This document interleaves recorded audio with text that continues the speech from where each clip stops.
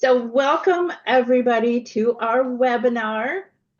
We are going to get through this today and we are going to talk about lovely dogwoods. I was just saying that where I'm at right now, it is cold and chilly and very gray. So I am ready to talk about spring and dogwoods and summer and all that good stuff. I'm Diane Blazek from National Garden Bureau. I have with me Gail Pabst, who's going to be posting some links in the chat. Everybody can feel free to post their questions in chat and the Q&A. We'll manage both of them. At least somebody will because I'm having technical issues. But first, I want to introduce our panel real quickly, and then I will let each one of them fully introduce themselves. So we have Megan from Monrovia, Natalie from Spring Meadow, and Debbie from Bailey Nurseries. So let's go back. I believe, Megan, you're a first timer with us, so I'm going to let you introduce yourself. Hi, I'm Megan. I'm with Monrovia. Yes, this is my first time here, but I've done some Monrovia webinars. I am the plant information director here, so I've been working with Monrovia for about 9 years, and I write all the information that's on the tags and the website for all the plants. Of course, I did not start it from scratch. I was given an amazing database to work with, but Monrovia has been a grower for 99 years, so next year's our 100th, so look out for some fun stuff for that. And we have 3 nursery locations in the country: Oregon, California, and Georgia. Excellent. Thank you and welcome. And let's hear, Natalie, would you like to go next? My name is Natalie Carmoli. I do public relations for the Proven Winners Color Choice brand of flowering shrubs. I work out in a nursery called Spring Meadow Nursery. We're out here in West Michigan. I always like to show people that if you show your hand like this, we're right about here, and here's the lake. So we're right here in West Michigan. We also are having a little gray day, which is not uncommon in Michigan in this time of year, but excited that things are starting to warm up. I saw that we had Leo from Tennessee on the chat already talking about their blooming trees in Tennessee. And I know that those are probably all just about to break bud. And I just, this is a great way, I think, to kick off spring. And I'm excited to get started. Yes, you and me both. And Debbie. Hi, everybody. Debbie Lonnie from Bailey Nurseries. We are the folks that have the Endless Summer First Editions and Easy Elegance brands based out of Minnesota, I think, 125-year-old company now. And so I'm representing the cold north here, although currently I live and work out of Southwest Virginia, and I'm patiently waiting the flowering dogwoods to bloom. Excellent, excellent. So to celebrate the year of the dogwood, we wanted to host this webinar. And one of the first questions I always like to ask on these webinars is, what is the #1 question people ask you guys about growing dogwoods? So who wants to go first on that one? I'll go. I thought about this earlier, Diane, and I think back to my years in retail before I've been at Bailey's for 32 years, and 13 years before that, I worked for a large garden center in the Twin Cities. And back then, all the dogwoods that were on the market were pretty big, tall plants, European variegated dogwood, the hardy shrubs that grow so well in the north. But you know what they all wanted to do? They wanted to know if they could cut them in half. Can I take a 10-foot dogwood? Can I make it 3 foot or 4 foot or 5 foot? I think I answered that question a million times in my garden center years. Of course, now with modern breeding, we have more compact types and colorful types. So it's not so common of a question.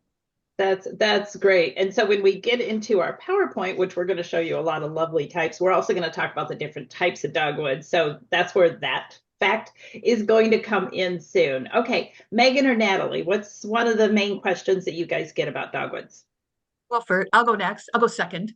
It's kind of funny that Debbie said that because I feel like a lot of times the questions that somebody might ask about a particular cultivar are questions that are asked across the board when it comes to woody ornamentals.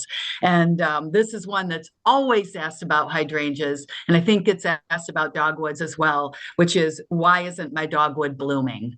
There's always so many reasons why it might not be blooming. It could be in too much shade. And these are all hydrangea answers too, right? And a lot of answers for a lot of other woody ornamentals. Too much shade, improper pruning. Maybe it's not old enough yet. You know, if you just put it in the ground, it's going to take a couple years to establish itself and start blooming.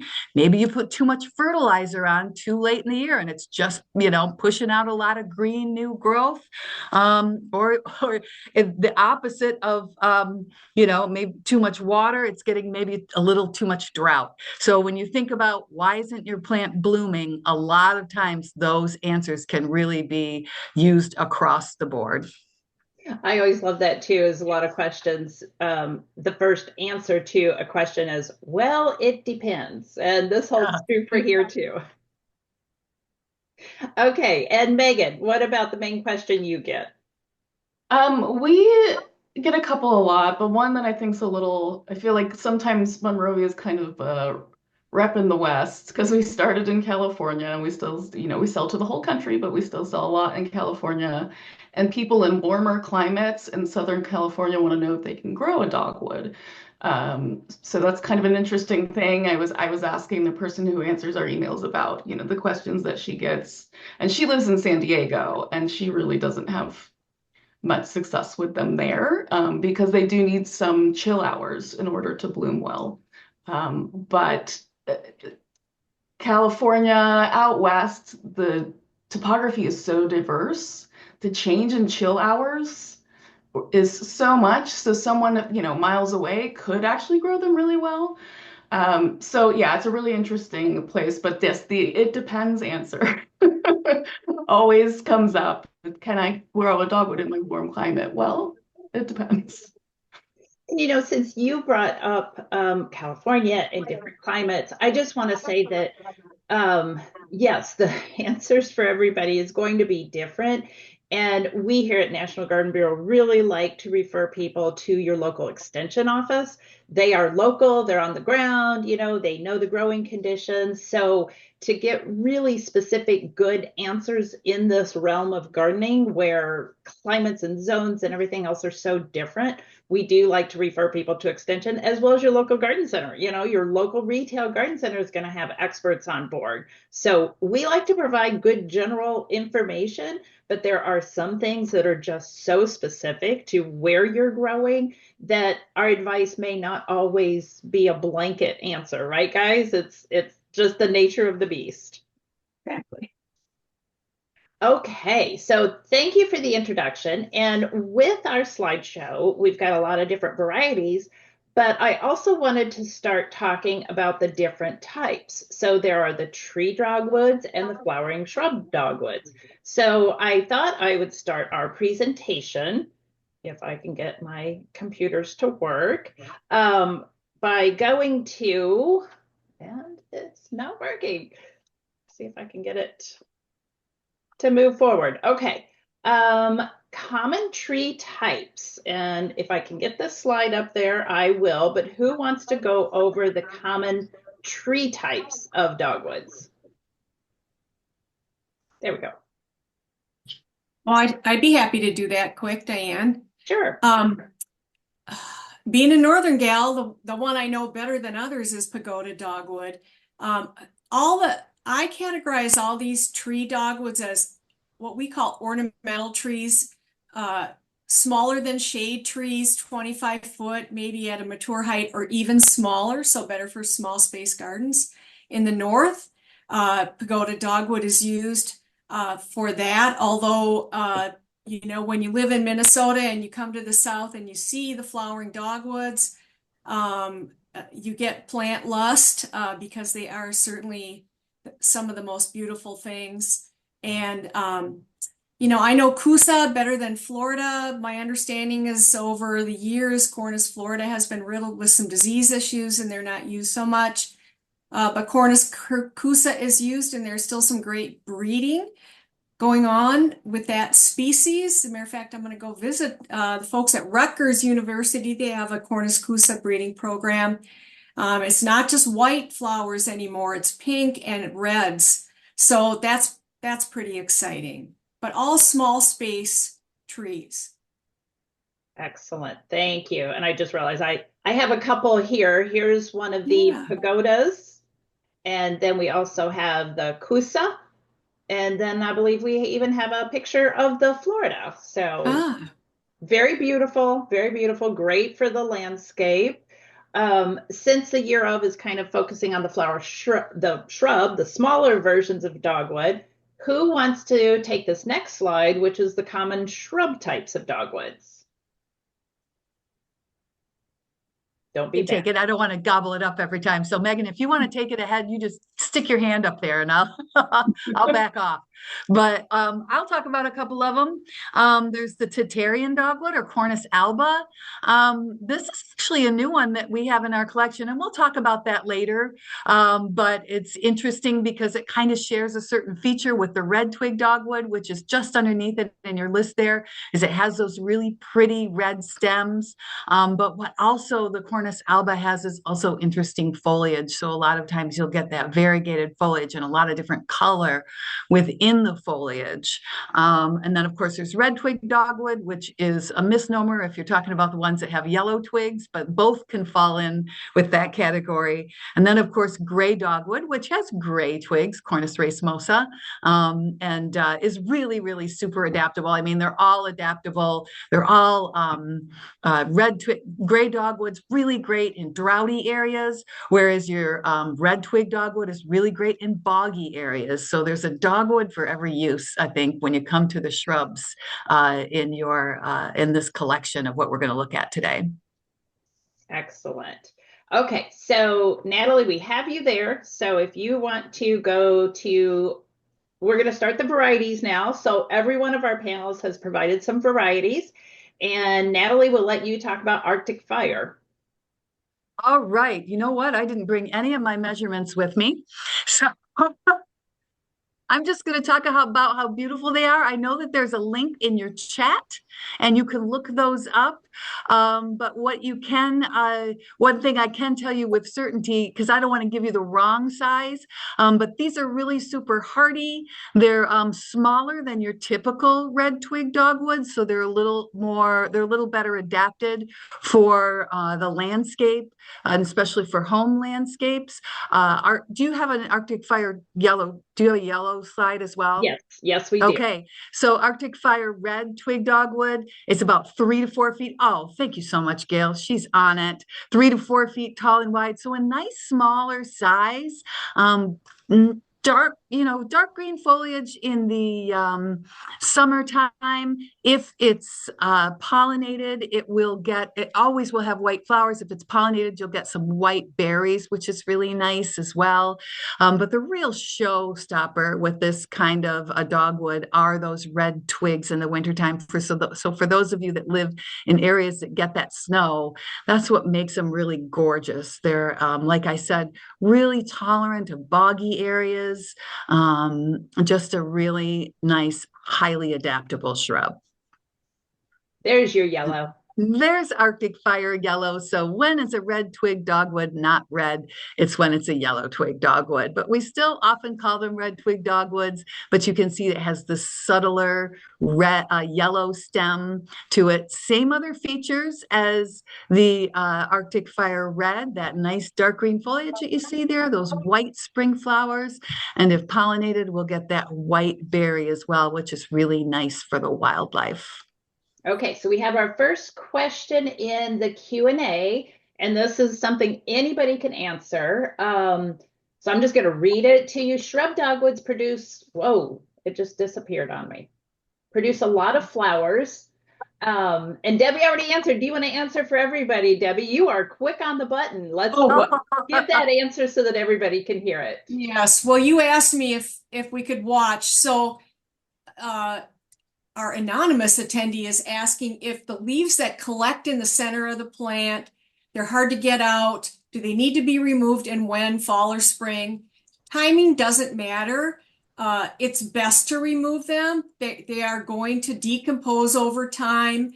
If there's a lot of them, we don't want that decomposing material to maybe affect the twigs that are down there at the base. And I had written very quickly in my answer, can you blow them out with a blower instead of getting your hand in there and, literally digging them out? So I would say best to get them out of there.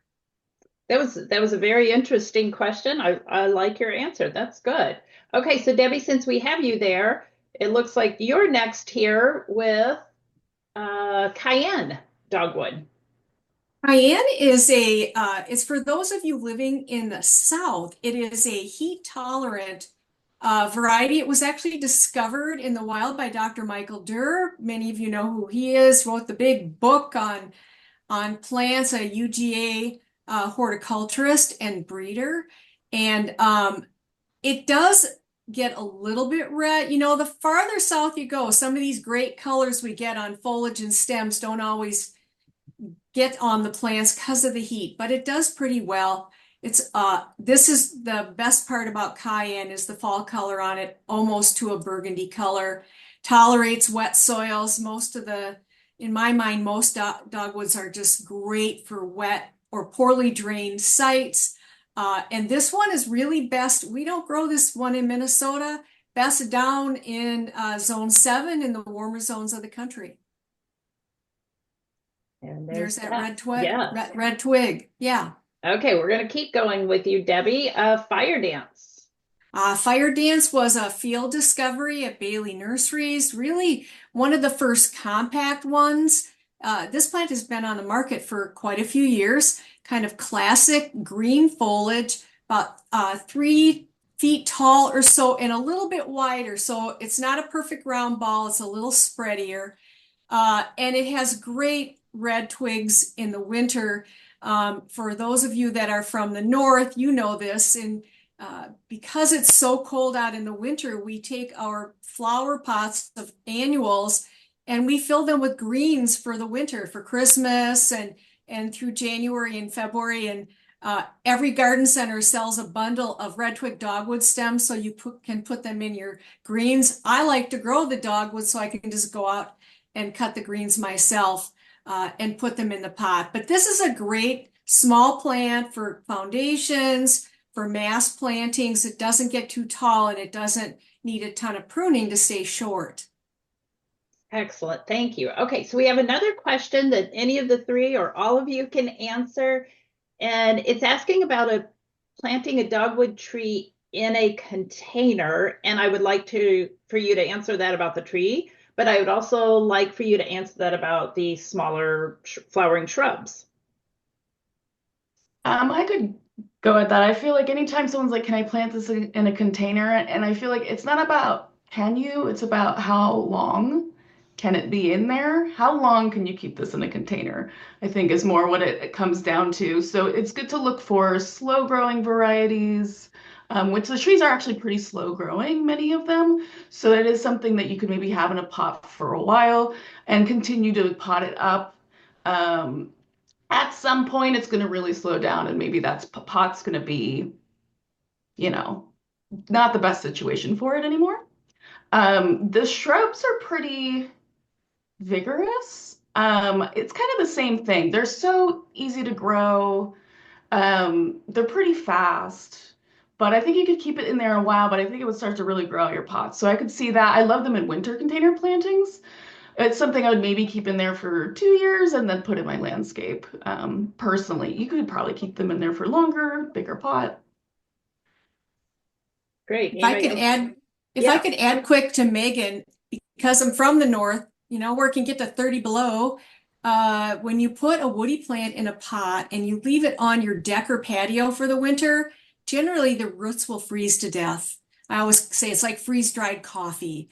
And so you have to think about your climate. This is where, when Diane says work with your extension folks, there are certain, even where I live now, you can leave plants out in pots, but in colder areas you can't.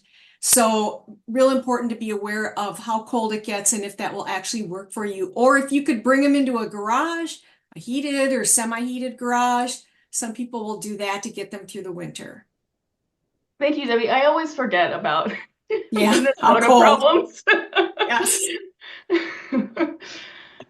Okay, and looks like the next one is one of Natalie's. And I also noticed that Natalie just answered the question about deer.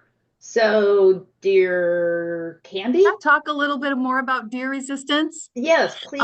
There's Yes. always going to be someone that says deer eat mine, because deer will always eat something that you say it shouldn't be eating, right? Because it depends on if it's early in the season and they're really, really starving for food, they're going to nibble on things they wouldn't normally nibble on. If it's late in the season and you have a lot of young deer out in your country, that don't know what they like and they don't like, they're going to nibble on a lot of things they shouldn't nibble on.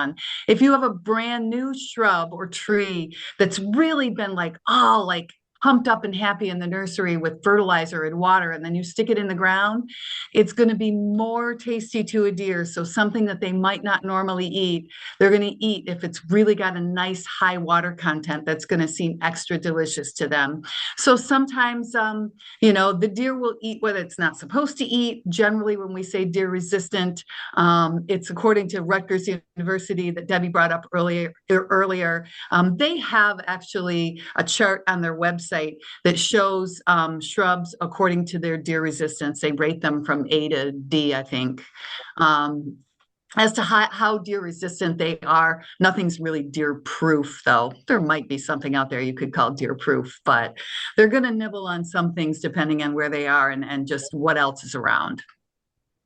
Yes, and Gail just posted that link to Rutgers, which is very helpful. We've talked about that in other webinars too, so that's wonderful. Okay, well, Natalie, we're going to keep going here with golden shadows. Oh, yeah, I just brought this up in the chat. So this is our 10 to 12 foot Cornus alternifolia. It's so beautiful with these horizontally held branches. It's got that variegated leaf on it that is like a light green with a darker green thumbprint in the center of it.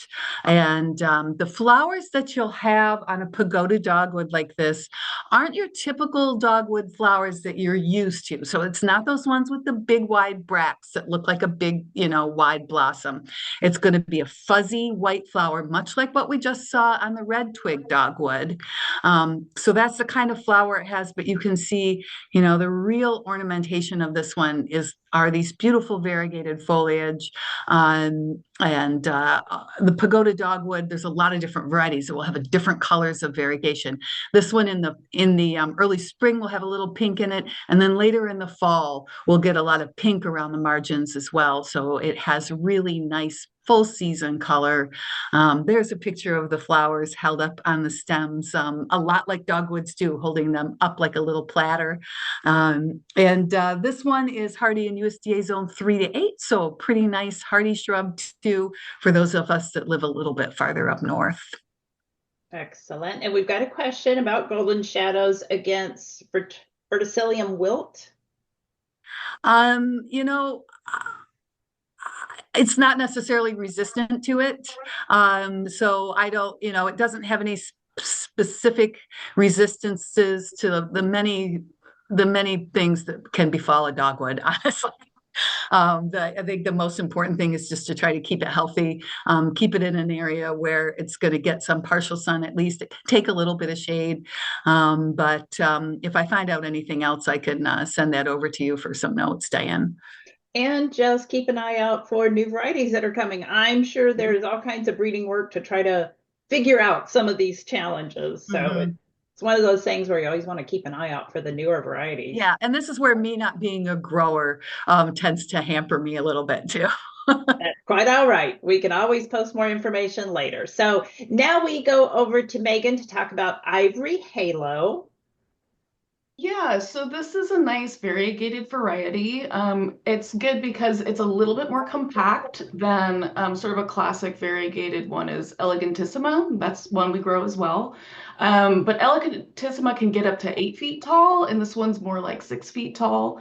And you can probably keep it a little shorter with pruning. But we just really love the variegation on this one. It's a little more creamy yellow, a little brighter new foliage, and then it turns into this nice crisp white variegation on the edges. It just stays really well in summer. It's really stable variegation. And this has the red twigs.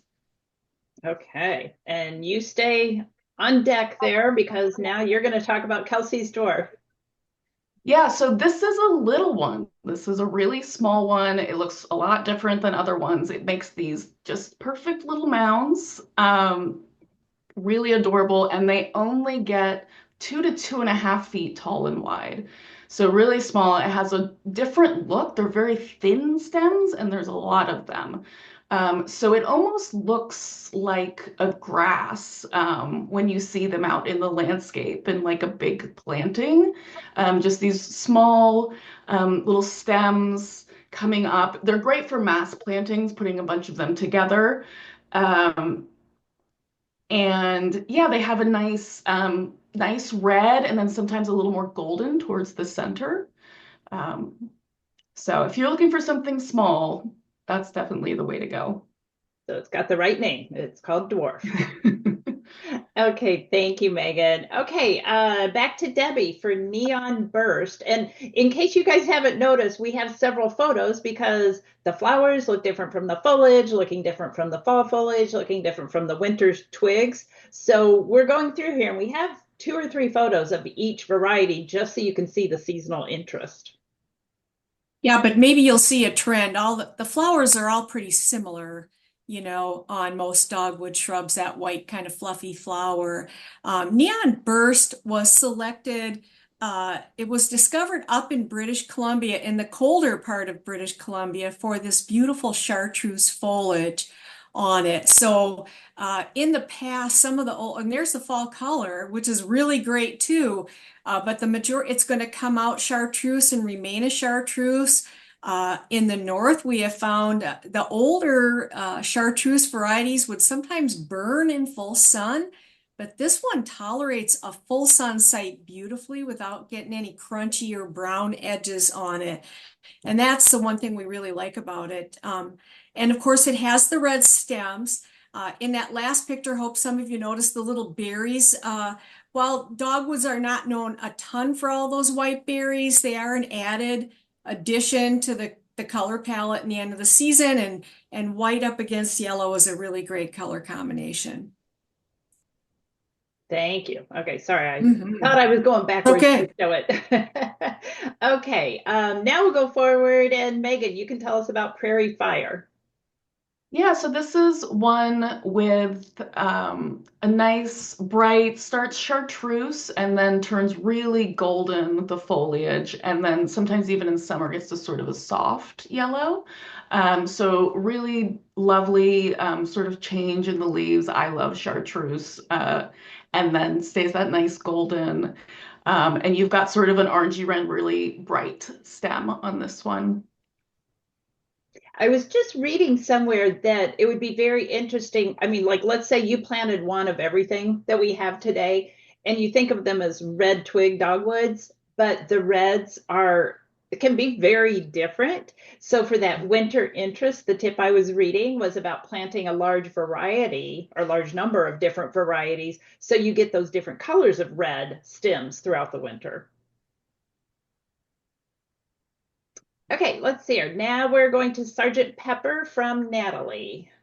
Okay, this is our newest dogwood in our catalog right now, and this is a Tatarian dogwood, and we're calling it Sgt Pepper. And I spoke about this just a little bit earlier when I was talking about the 2 red twig dogwoods. It has that nice red stem. You can see a little peek of it there on the right side of the picture, but where Sgt Pepper really shines is this gorgeous foliage. It starts out green and pink like you're seeing now. And then this is the summertime foliage with their flowers, and it transitions to green with a white, creamy white margin.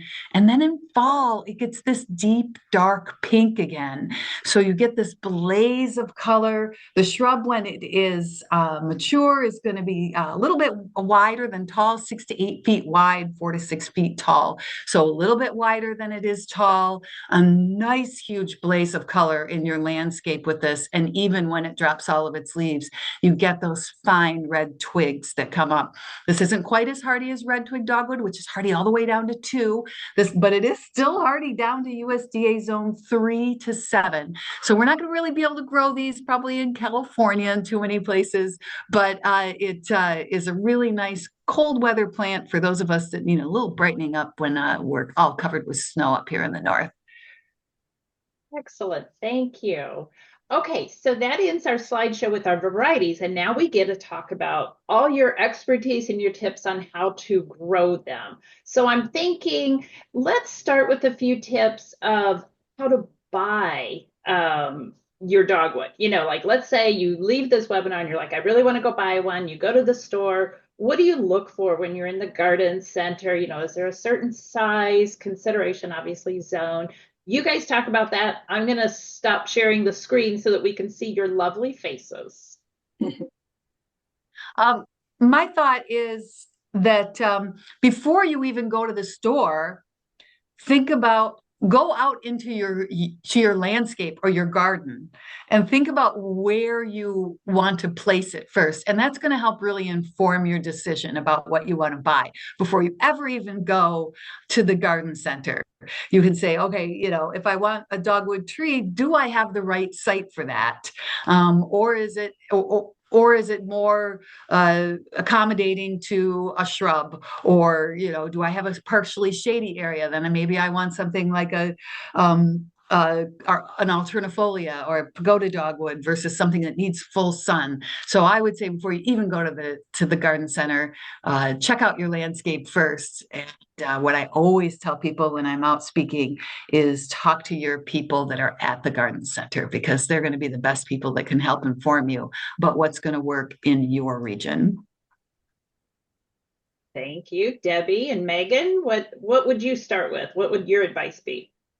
Well, I think, you know, most garden centers are going to have container grown plants that come from a wholesale grower.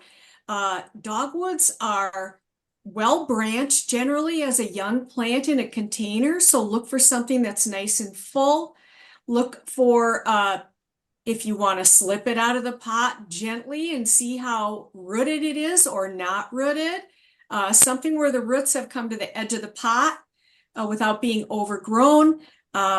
Plants that don't show any signs of disease. One challenge at a wholesale grower is that you know, we have to water our plants with overhead irrigation, and sometimes that means we get a little bit of fungal leaf spot.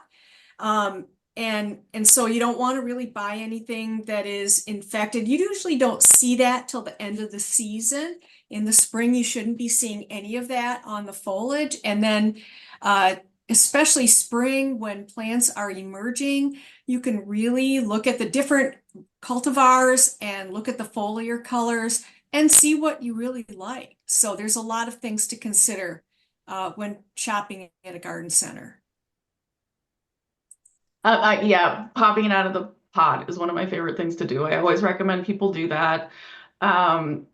And then sometimes people wonder, like, if there's a 1 gallon, a 5 gallon, what size do I get? And it's really for you balancing your budget with your patience. That's sort of what I tell people. These are vigorous plants, the shrub ones. It's, you know, not going to be a huge difference. I think getting a 1 gallon, some other plants are like, man, you're really going to have to wait, but you're going to be okay. But you're going to have a little more instant satisfaction if you splurge and get yours larger size. Yeah, like somebody just commented, life is short, go big. Right. So if I'm looking at my yard and I'm trying to decide what to place there, you know, site selection, Can you define the ideal site selection or the site for the dogwoods in some areas where maybe, because I know I heard one of you say they might like a more boggy area, one might like another drier area. So let's talk about site selection. Well, soils are one of the most important parts of site selection on a dogwood. And fundamentally, as a group, they are known for being wet soil tolerant. There's only so many plants that you think of that way. And so, like in the Twin Cities in Minnesota, there are some suburbs, like where I used to work in the garden center, the soil was so heavy clay and poorly drained that dogwoods and ash trees were the #1 recommendation. So you need to know what your soil type is. Hopefully you've dug a little in your garden. You know if you're got nice loam or heavy clay or sandy soils. I think the majority of dogwood shrubs are wet soil tolerant, but yes, there are some that do take droughty conditions as well. We see them used in what are the gardens called that hold the water? Rain gardens. Rain garden, They're yeah. used a lot in rain gardens because of that wet soil tolerance. To me, that's one of the most important things to consider. Yeah, so my house now, and I never had to deal with this before, but just on the other side of my fence, there's a seasonal wetland, and I actually get standing water over there. And it's been a big trial and error trying plants. And I feel like every time a shrub dies and I rip it out, I replace it with a dogwood. So I have a lot in my yard right now, actually, because they're really a problem solver. And yeah, they're perfect for rain gardens. That's one of the favorite shrubs to put in rain gardens. They can take our clay, and I do find the Siberica, the red twig, or red osier, which is native. Here we have big, really wet winters and really dry summers. So we get this big fluctuation, generally clay soils. And they actually do well too with that dry summer. So they're a really good option over here on the West Coast for people who deal, especially the Pacific Northwest, and people that deal with those kind of big swings between wet and dry. The only other thing I would keep in mind is always remember its mature size. When you buy it at the nursery, it's really easy to look at that fully, leafed out, beautiful shrub in a container and pop it into a space that you think is just the right size for it and have it quickly overgrow that site. So, do your measurements, look at your tag, and make sure you have enough space because a lot of these will get large. Kind of like Debbie said in the very beginning, the most common question she got was, can we cut them back? And it's like, no, right plant, right place. Don't try to fit a square peg in a round hole and all that. Yeah. Okay, good.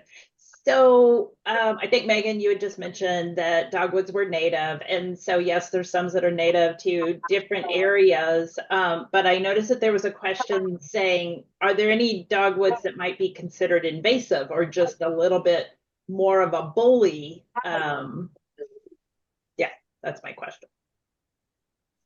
So the Kusa is not native. That one, but it's resistant to the dogwood anthracnose that has been a problem with the native varieties. So that's why you're seeing more of them. They're being used more, bred more. I was looking into this. I had never heard of them being invasive in any way, but I did find in some very small areas in the Northeast, people are a little concerned.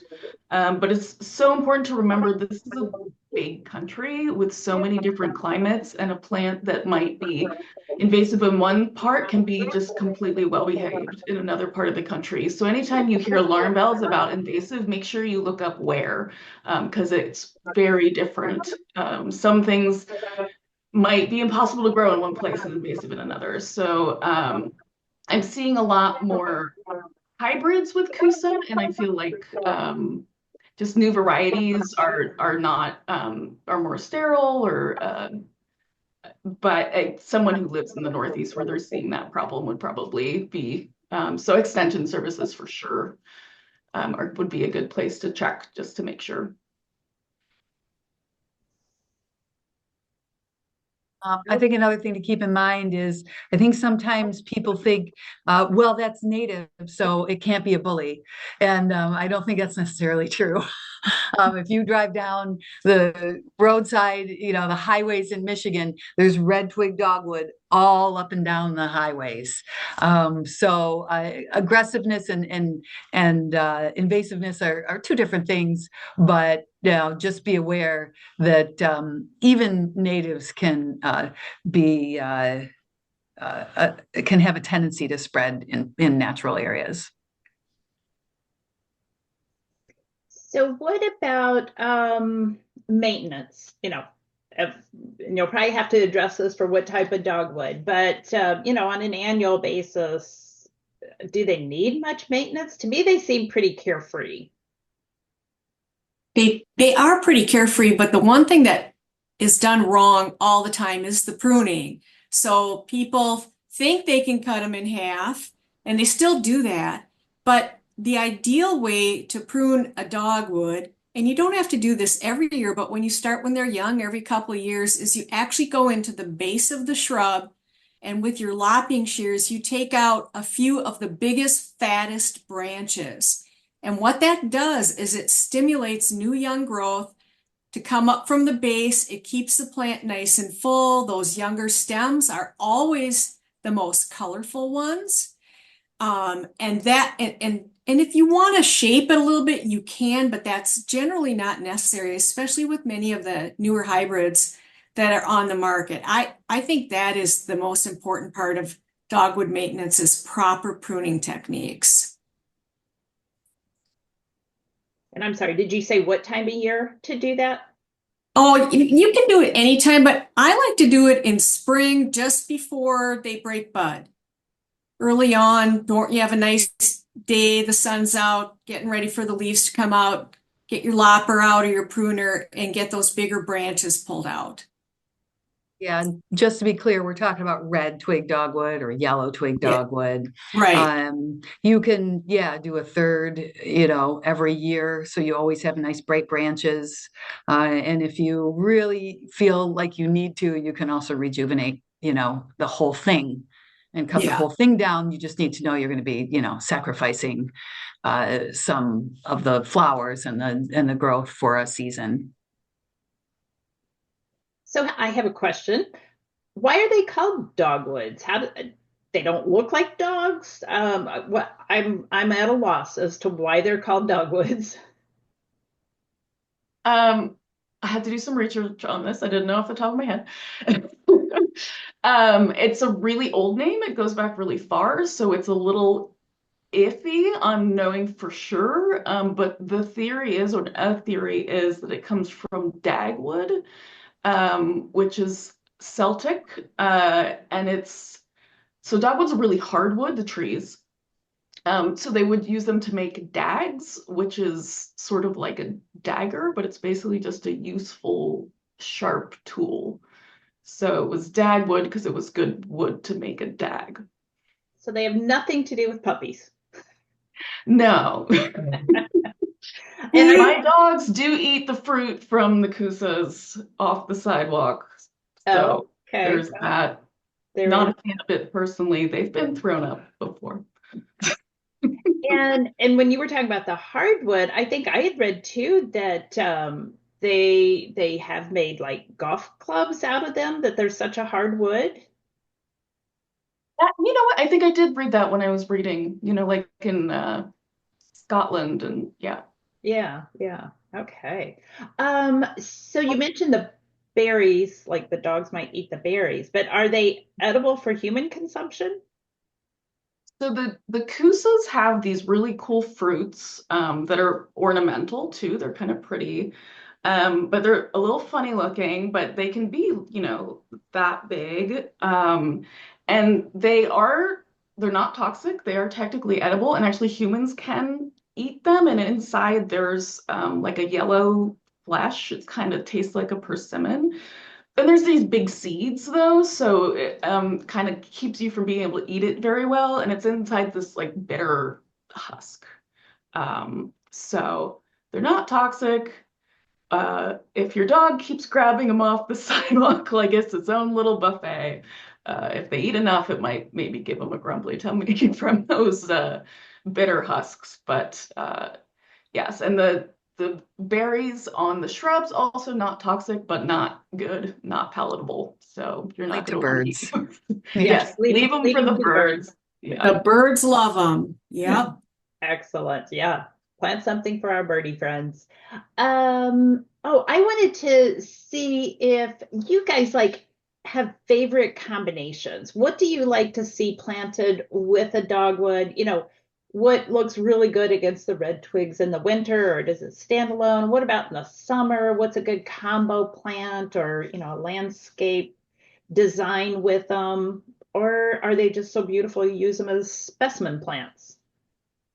One thing that I have found, having planted them in my own landscape through trial and error, is especially with the yellow twig dogwood, if you don't if you just have it out there on its own, it can tend to disappear, or, you know, so grouping them all together is good, but also giving it some kind of a backdrop, like an evergreen backdrop or something like that, that'll help that color stand out in two ways. Because, you know, we're not guaranteed snow all winter long to help that white make it stand out. So giving it a dark background, I think, is really nice. I always love things mixed together. I love mixing winterberry holly with it. So you get two kinds of red color in your landscape, and they're both really, really similar in where they like to be planted. So those are my recommendations. I like to use them, whatever landscape trends that we see is, we call it the modern meadow. And dogwoods naturally grow in, since they like those boggy areas, those areas often have a lot of grasses.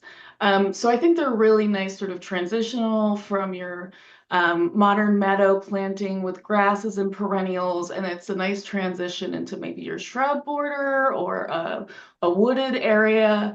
But for me, it has this sort of a natural feel when you do that, of sort of mimicking nature and that meadowy look. Okay. I have one more Oh, suggestion, yes, please. because we keep ignoring trees, and I feel bad about that. So, you know, the dogwood trees bloom in the spring, and another thing that could be really fun is planting bulbs underneath them, because the bulbs will come up before they're fully foliated, and so you get that interest of a nice spread of bulbs underneath your tree before it's completely foliated, and you get that kind of extension of bloom there too. So I would definitely pair bulbs with the tree species. Excellent. Well, and Yeah. Diane, speaking of trees, one thing we haven't mentioned, or we didn't mention it in the tree types, is at least at Bailey, we have over the years trained gray dogwood into a small tree. So you, instead of having all those branches, you pick that biggest center branch and you prune out all the small ones, and it, so for people with really small spaces, or people that want in warmer climates, so want to put them in a pot, a gray dogwood, just like we do hydrangea paniculata, you know, we train them up into single stem tree forms. We can do that with a gray dogwood, and they're nice and small for small space gardens, and they look great. So something easy, and for the north especially. Very fun. The question I was going to circle back to was about pruning.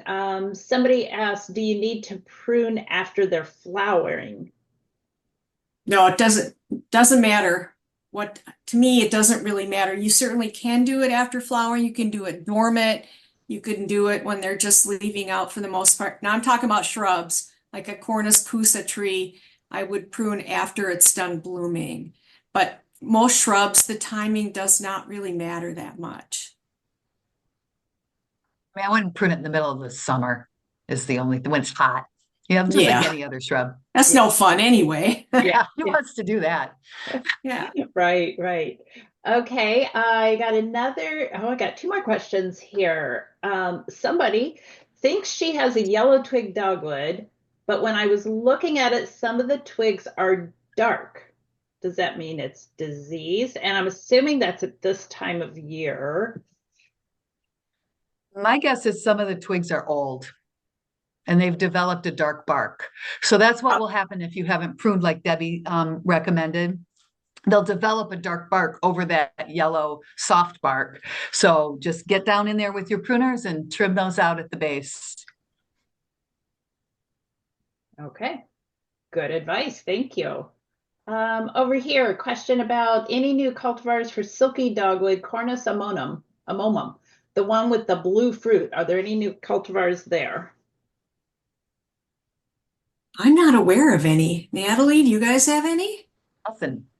I don't know who's breeding with a momum at this point. So stay tuned. There might be something coming out. There you go. I'll send that over to the breeder, and so will Natalie. Yeah. Hey, there's a space in the market. Yeah. Exactly. Yes. Did we talk about sun versus shady locations? You talked about, bog dry, but I'm sorry, did we talk about the amount of sun needed? The color on the stems is better with more sun. So you're like at least 6 hours, I would say, to get that best stem color. In your hot areas in the west, for those people that were wondering about that, with the trees, you probably want to do part shade. Otherwise, it's going to be too much for it. So, Okay. Well, as we get down to like 5 or 10 minutes left in our webinars, I always like to wrap up by having each of our panelists just do kind of a summary, like your best tip, your insider tip, something you've had success with, something you can even say, I tried this and it didn't work, because we can all learn from mistakes of others as well. So who wants to go first with their closing comments? I can go first. Something I wanted to hit on real quick was we didn't get a chance to talk about dogwood anthracnose, which is a disease that's been a problem with the cousas on the east. And then we also have a native out in the west called the Pacific dogwood, and it was an issue for those as well. And one thing they have done, so the cousas are resistant, so you're seeing more of those. But another thing they've done is started hybriding the cousas with the native varieties to give them that resistance. So my favorite for the Western is Venus. It is gorgeous, and it's white flowers, and they're like this big. It's great. And then my favorite of the Florida is which one? I wrote it down. I'm forgetting the name. Stellar Pink. So that's a really nice one for that. But yeah, my big thing with them is, if you have a spot that's giving you trouble, you feel like it's wet, like this is just such a great one to try. And fill those difficult areas. It's really easy. I think it's just a nice plant. The shrubs are they're easy. So don't be afraid of them, I think is the big thing. Give them a try. So kind of like a big tennis shoe manufacturer. Just try it. Okay, who's next? Natalie or Debbie? I'll go. Okay. So, well, I don't think I've had any failures or any weird stories to talk about dogwoods. I was going to say to Megan, you stole my thunder just a little bit because you talked about Ivory Halo, which is actually a Bailey nursery introduction. I think it's about 40 or 50 years old now, and it was found as a sport. We grow bare root plants at Bailey, so we have acres upon acres of shrubs, and somebody found it as a sport. And it is amazing still how popular that plant is. I do believe consumers love to go to this garden center and buy variegated plants. They just are really special to many people's eyes. And I think we probably still grow 80 or 100,000 a year just at Bailey alone. And now I see Monrovia grows it, and many other nurseries are licensed to grow it. And so if you do like a nice variegated plant, I also the variegated pagoda dogwood, Natalie, that you talked about. I had one in my yard in Minnesota. It was given to me by an old Spring Meadow employee, Steve. Was my favorite backyard tree. And then one polar express winter came through and took it out, and it was the saddest spring ever. And I love that tree, especially for the north. And the one thing I learned about it is it was in a partial shade spot, but there was one part of it where it got a lot of sun and it did burn a little bit. But then in the shady area, the foliage was perfect. I got so many compliments on that tree. So if you really want something that will stand out in the landscape that's quite unusual, Golden Shadows is a super great. It's been around a good long time. And not a ton of people grow it, but if you can find it, it's well worth getting in your yard. Excellent. Thanks, Okay. Debbie. That's so nice. Yeah. Irrigation. Okay, Natalie, you're going to have our closing tips and Well, I always like to share a lot of geeky stuff that people can take around, and then they can just, in their next dinner party, just be like, oh, did you know this? So here's your geeky stuff about dogwood for the day. So when you look at dogwood, like the dogwood tree, and the picture that's even on the year of the dogwood picture of that dogwood flower, and I mentioned it earlier, those flower petals are actually bracts, or they're modified or special leaves that surround this tight cluster of little tiny yellow flowers on the inside. So when next time you're with somebody and they go, look at that really pretty dogwood flower, you'll say, those are actually bracts. There's lots of plants. They have really cool bracts. Heptacodium has a really cool bract. Poinsettia is a really cool bract. Smoke bush has a really cool, the smoke you see is a bract. So there's a lively world of fancy bracts out there, and dogwoods are one of them. And my final thing I want to say that I usually put together a year of video, and we've been really busy here and I haven't gotten to it, but I will, that talks about a lot of goofy facts when it comes to the history of the year of plants. And one thing that I think is really lovely is the dogwood tree is a symbol of beauty, strength, and resilience. And some like to say the legends of the dogwood trees are reminders of how love can overcome obstacles, even in the face of death. And there is always hope for new beginnings. So it's a wonderful tree to think about that. If you have one planted in your yard, I've got one in memory of my father. And there's always hope for new beginnings. I love that. I can't say That's lovely. anything else more to close this webinar. That's a beautiful thought. And we're out of time. So thank you to our panelists. Thank you, Natalie. Thank you, Debbie. Thank you, Megan. Thank you to everybody who attended. Let's go out and plant some dogwood in the next couple of months. I think we all need more dogwoods in our gardens. So yeah. Oh, I see a heart floating up. That's great. Okay, so thank you, everybody, and have a wonderful day.